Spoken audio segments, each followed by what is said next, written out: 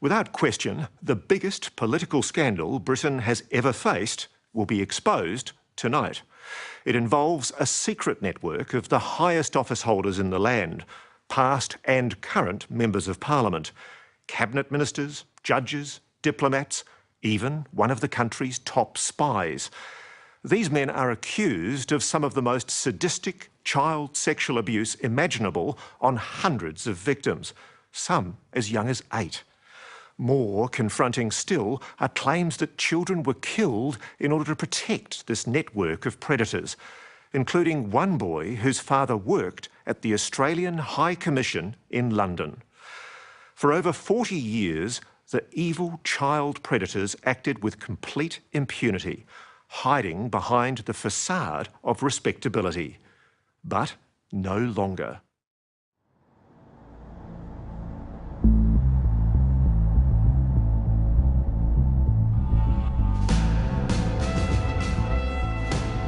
They were children, often the most vulnerable, placed in the care of the state only to be betrayed, systematically trafficked to the most powerful men in the land. How many times were you raped? Wow. Maybe twice, 3 times a week. Boys and girls both, farmed out to pedophiles like throwaway toys. There would be a group of girls and a group of men, and the men would basically single out the girls. Tonight, 3 victims speak out. Claims of a monumental cover-up, that children were murdered, one of them the 15-year-old son of the Australian High Commissioner's chauffeur. I just said to him that I think he's been taken by someone high up. And what did that senior policeman say to you? He said to me, you keep saying things like that, you could get hurt. And the secret pedophile brotherhood, who to this day demand their right to have sex with children. What constitutes consent? The willing involvement of a child. It's really quite simple. A sex scandal at the very highest levels of the British establishment. Child sexual abuse victims come forward to point the finger at very powerful men, serving members of the British Parliament, cabinet ministers, lords, spies, even senior police, incriminated in a VIP pedophile ring for the privileged and powerful. It happened to me, it happened to others, and why would it go on for so long? Why didn't somebody just step in and say, we need to investigate this? Richard Kerr is now 54 and a clearly damaged man. His life began to fall apart when at the age of 9 he was sent to the now infamous Kincora Boys' Home in Northern Ireland, run by men who would later be convicted of the frequent rape of children in their care. How soon did the abuse start when you were sent there? A week later, maybe.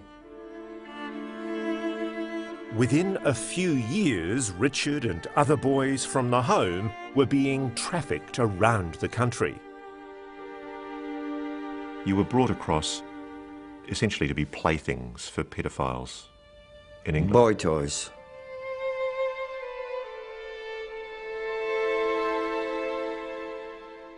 I felt afraid to say no. As long as I performed well, they said they'd take care of me.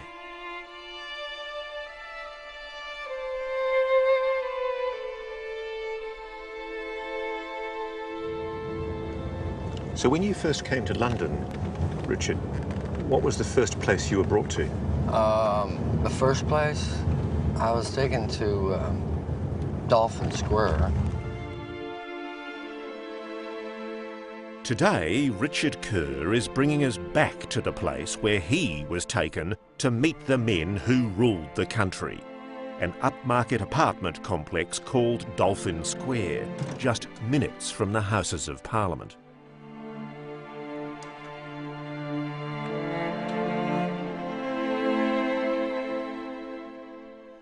What happened in here, Richard? What happened in here, I was taken in here, I was told to sit down on the bed, and he started to take my clothes off. Still hurts, doesn't it? Of course it hurts. I've never forget, it hurts.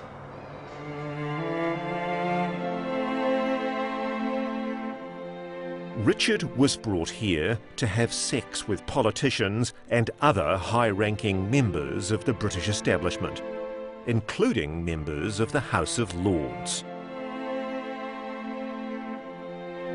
Are any of them still in the Parliament?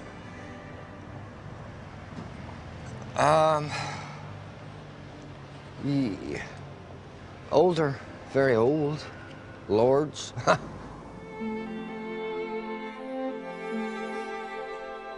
Richard was one of dozens of boys and girls, almost all from state institutions, brought to the homes of the rich and powerful to be forced into sex with adults.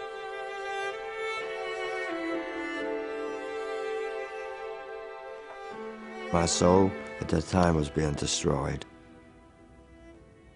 And they took away everything I had.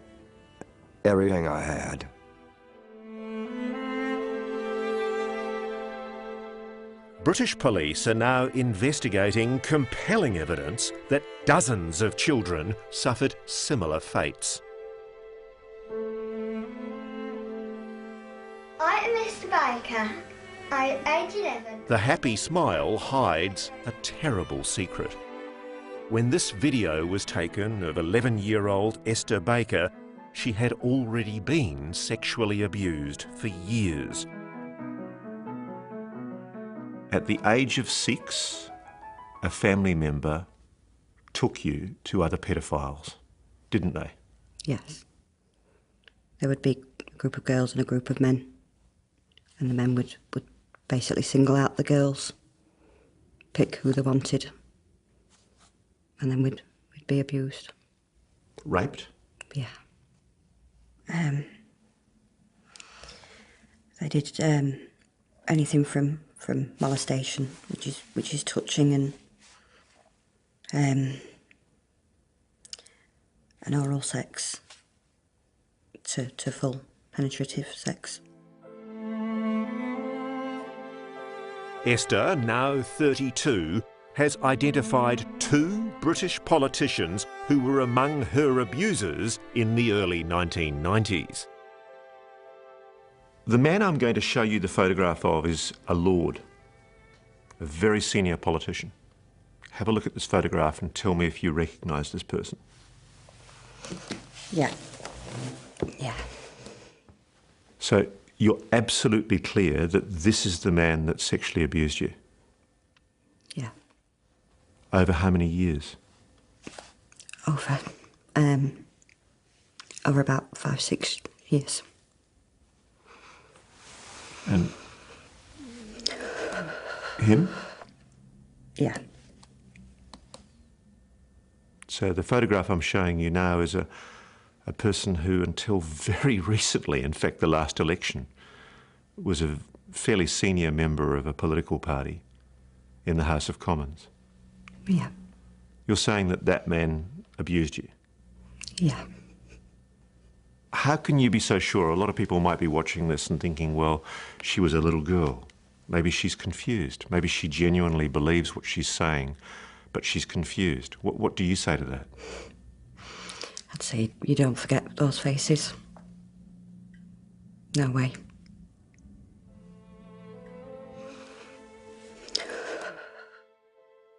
They were powerful people. They were also people who very obviously had formed a group and enjoyed having sex with young children.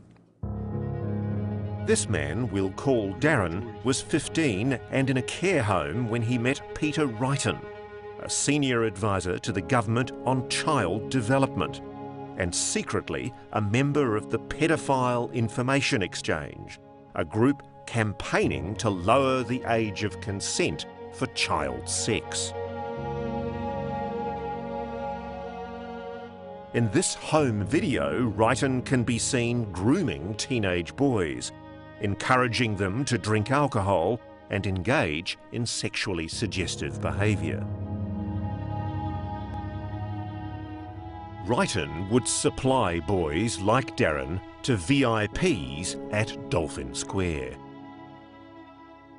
We would be basically told who to go and talk to and what to do and with which person. One of those men, also named by other witnesses we've spoken to, was Leon Britton, the former British Home Secretary. One of the most powerful men in the land, Leon Britton should have been prosecuting pedophiles. Instead, according to Darren and other witnesses, he was one of them. He liked boys to dress in women's underwear and then to be in a room alone and discover you in women's underwear and punish you for wearing the underwear. A member of Margaret Thatcher's cabinet. Yes. Raping children. Yes. Their stories may sound unbelievable, but their accounts of the abuse they suffered are being taken very seriously by British police and by a new generation of political leaders. I think there has to be an element of cover-up or conspiracy, call it what you want. Men like Conservative MP Zac Goldsmith. If it's true, and the evidence suggests that it is, Yeah. this is, isn't it, the biggest political scandal in British history? I think that's right. I think there was very compelling evidence that very senior people engaged in terrible acts and were then protected by the establishment. I have no doubt at all about that, but I think the genie is out of the bottle. Coming up, from abuse to murder. He sees Martin being led onto a train by a tall, blonde man in his 30s. The link to Australia's High Commissioner, with the number plate Oz1, as the conspiracy deepens. What did that senior policeman say to you? He said to me, "You keep saying things like that, you could get hurt." That's next on 60 Minutes. Sadly, we'll probably never know just how many innocent children became victims of the paedophile gang operating at the highest reaches of the British establishment. Certainly, we know of dozens, if not hundreds, of state wards who were trafficked from institutions to be used as playthings of the rich and powerful.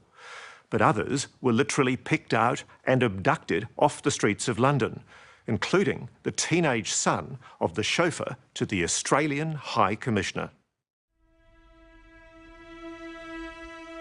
One of the great mysteries is a case now being re-investigated by British police. The disappearance and almost certainly the murder of a 15-year-old boy named Martin Allen. You smell a cover-up protecting the toffs, don't you? I smell rats of the highest order. Kevin Allen is Martin's brother. At the time Martin went missing, their father Tom was personal chauffeur to the Australian High Commissioner. So this is the car that your dad drove? Yeah. With the number plate Oz1? Yeah, AUS1. One of the perks of their dad's job was a big house here in posh Kensington, right next to the High Commissioner's own residence. What a beautiful, idyllic place for a young lad to grow up. Yeah, this is where we lived. But that happy life was about to be shattered.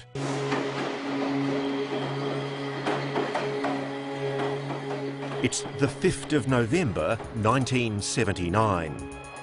15-year-old Martin is heading home from school. A witness tells police he sees Martin being led onto a train by a tall, blonde man in his 30s. He's holding Martin by the scruff of his neck, and the boy is clearly distressed. They only go one stop. They get off here at Earl's Court. And as they're heading out through the station, the man is overheard to say to Martin, "Don't try to run." The only problem is that witness only comes forward weeks later when he sees the boy's face on the TV news. And of course, by that time, it's too late. The trail's cold, and young Martin is never seen again.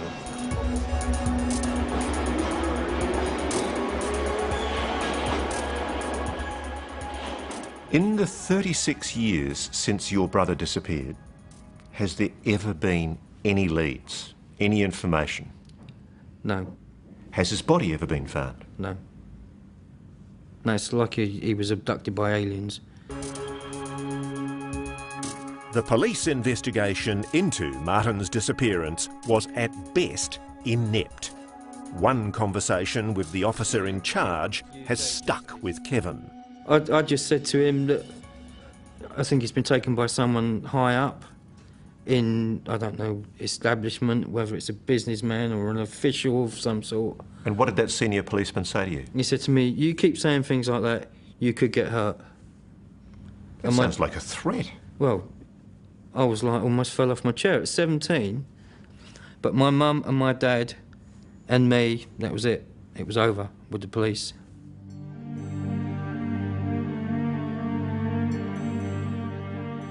Now, police have reopened the case, also acknowledging they have credible evidence of murders committed by the Westminster paedophile ring.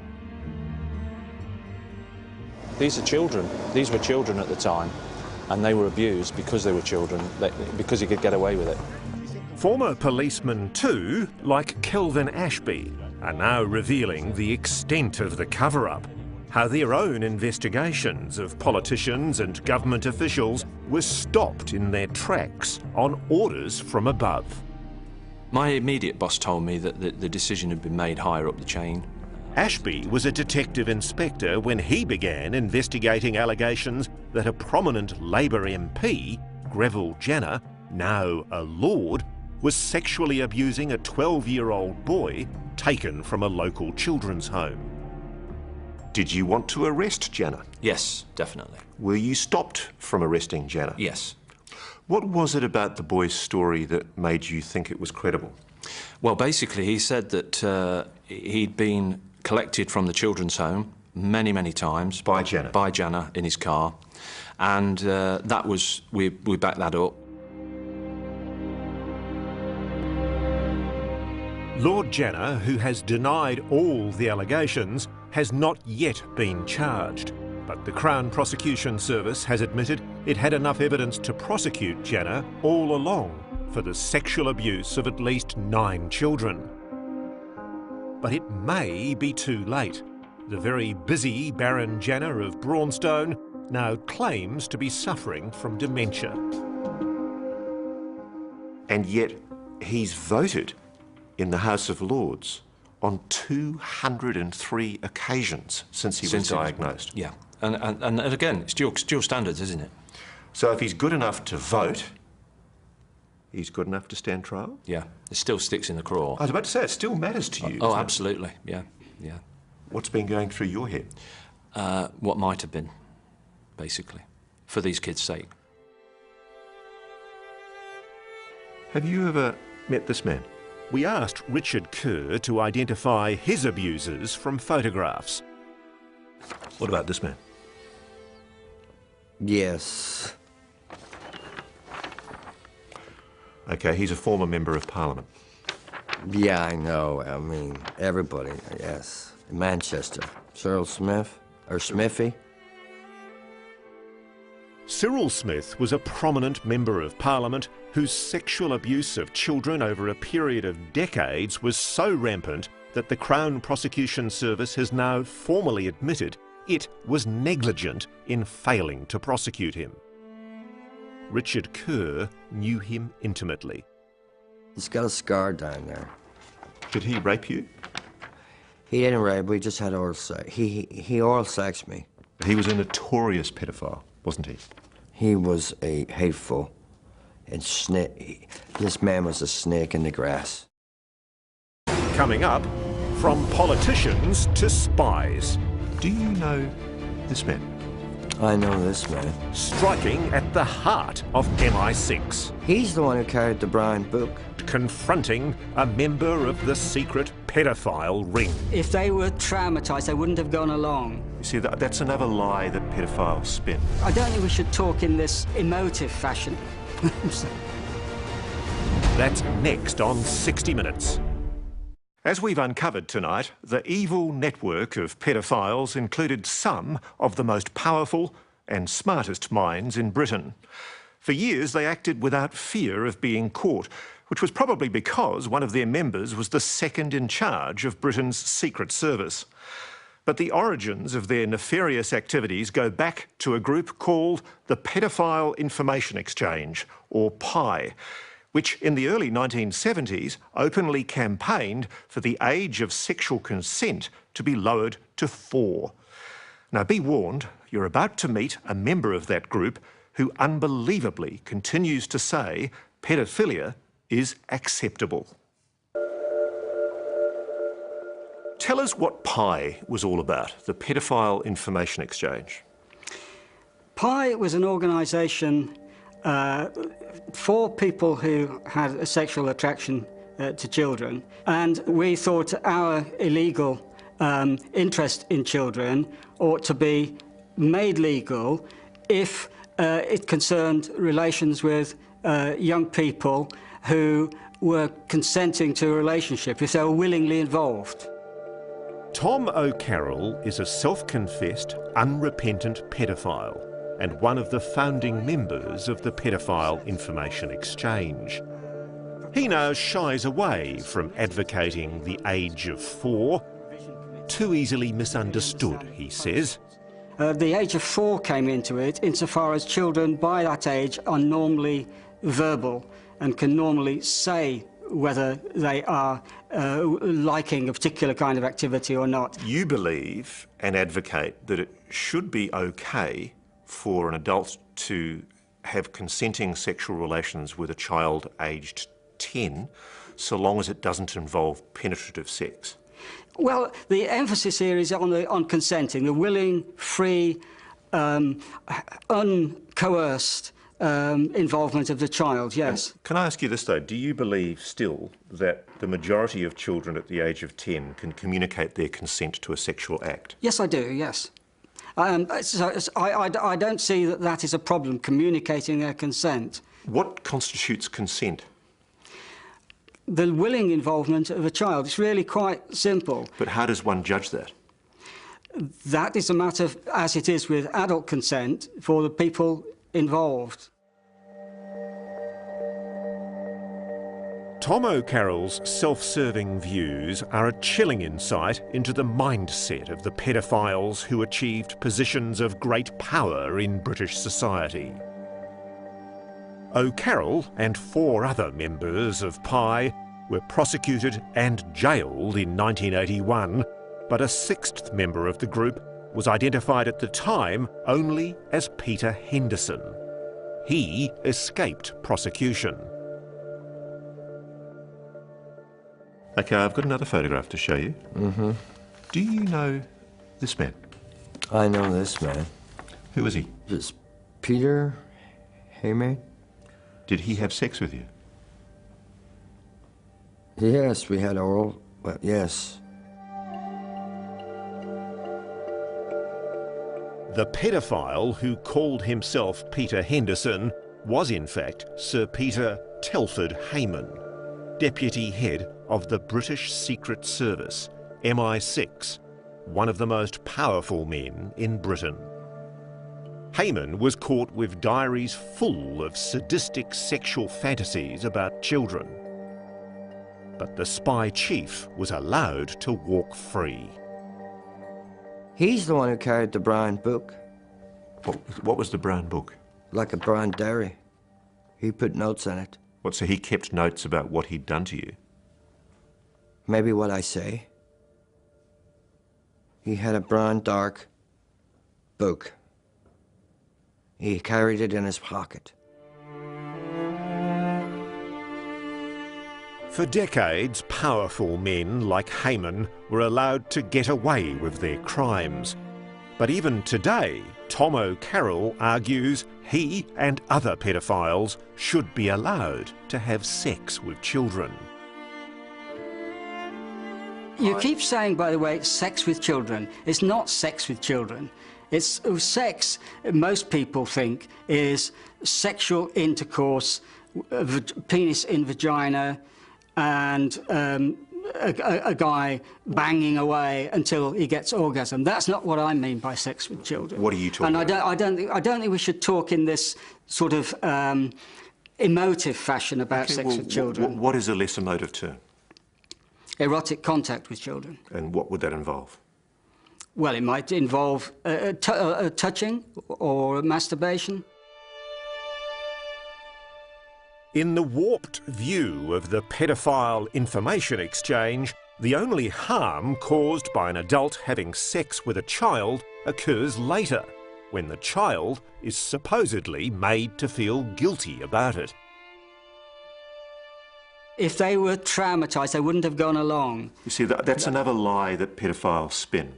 They say that the kids aren't traumatised.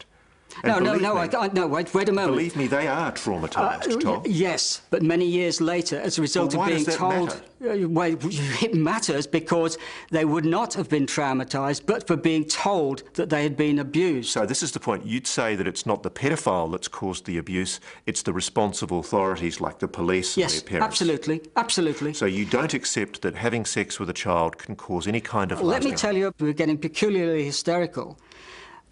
Many years later, when people are told that they have been abused, and it keeps being rammed into them from the media all the time, then that is the feeling they come to get. They come to think, I must be traumatised because people keep telling me so. Okay, That's how it happened. Can I put to you, there's something in your book. There's a section in your book where you describe the scenario of a little girl sitting on a man's knee. Yes. And you describe approvingly how sexual relations with that little girl can be, quote, negotiated by hints and signals, such as complimenting her on her knickers and testing her response. Yeah. And what would be the adequate response from that little girl, Tom? Enthusiasm. What would that constitute? How would the little girl show you enthusiasm for you wanting to have sex with her?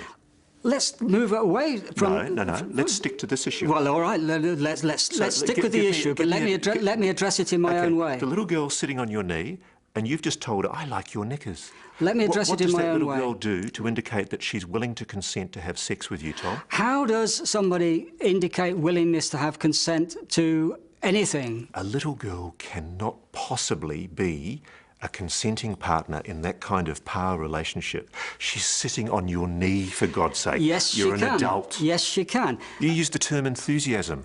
What does that little girl do to indicate that she's enthusiastic? I think that we're going round and round in circles. No, what is the answer? We're going round and round in circles. I've given you my answer multiple times, so I'll finish there. Which is a non-answer. You just can't answer. Well, you think it's a non-answer. I think it's an answer. All right.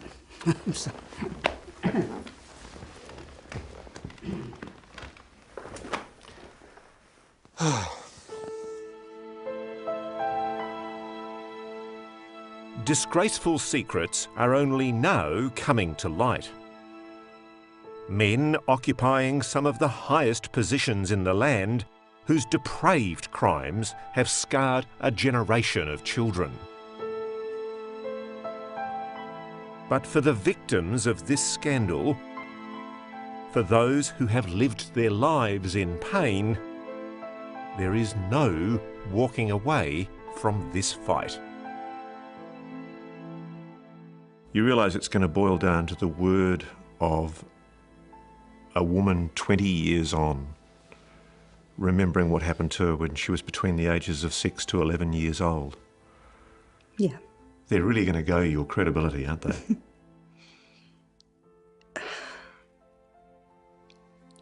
Yeah, I'm ready for that because I've been very open about my life and everything that's gone on in my life. There's nothing that... I've got nothing to hide.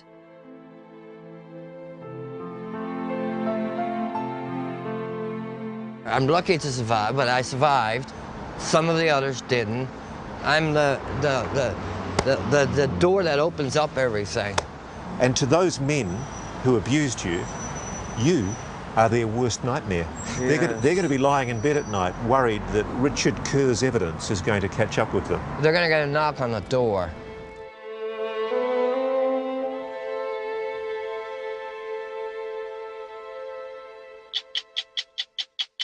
We'll be sure to keep you updated on the progress of the police investigation. And remember, you can join the conversation about tonight's show by using hashtag 60mins.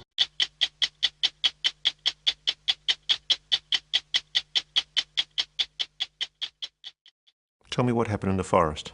How many people were participating in these abusive ceremonies? Yeah, there would be about 7 or 8 men each time. On occasion, there were police there. Police? Yeah, sometimes in uniform, but mainly not. Did any of the children ever run away? Yeah, I did. I tried.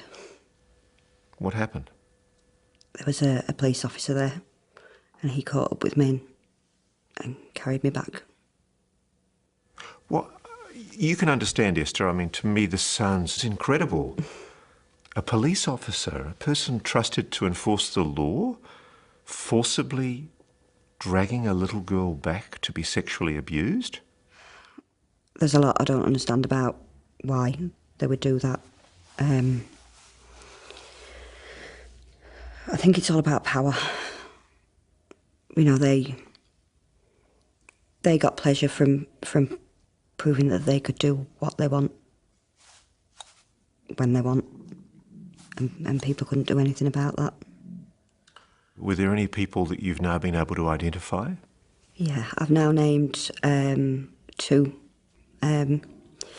Obviously, at the time I didn't know who they were and what they did.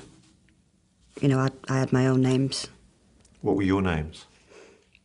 One guy was the piano man, and the other guy was the Lord. So why did you call the piano man the piano man? Because it was one of his interests, I suppose. He'd liked to watch me play the piano a lot. I am Mr. Baker. I'm age 11 and I'm going to play for you Allegro in E.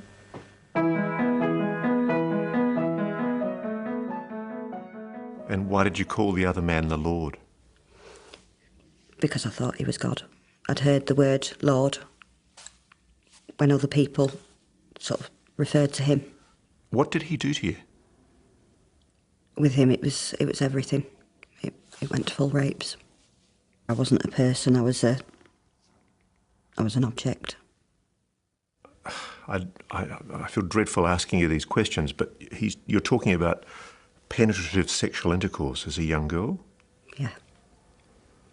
What has this done to you emotionally? I mean, you obviously bottled it up for so long. It's been really hard. For quite a lot of those years, I've been really quite ill. I drank a lot. I thought that would dull the memories. Did it? No. I've got memories of the rapes. Seeing those men's faces above me. I think the worst is with the nightmares, because in those I'm always trying to get away and I can't. Why do you feel so strongly that you need to tell your story? You know, I was quiet for so long, and that damaged me so much, being quiet. And I think other people need to be aware that by speaking out, you do start to get a sense of freedom.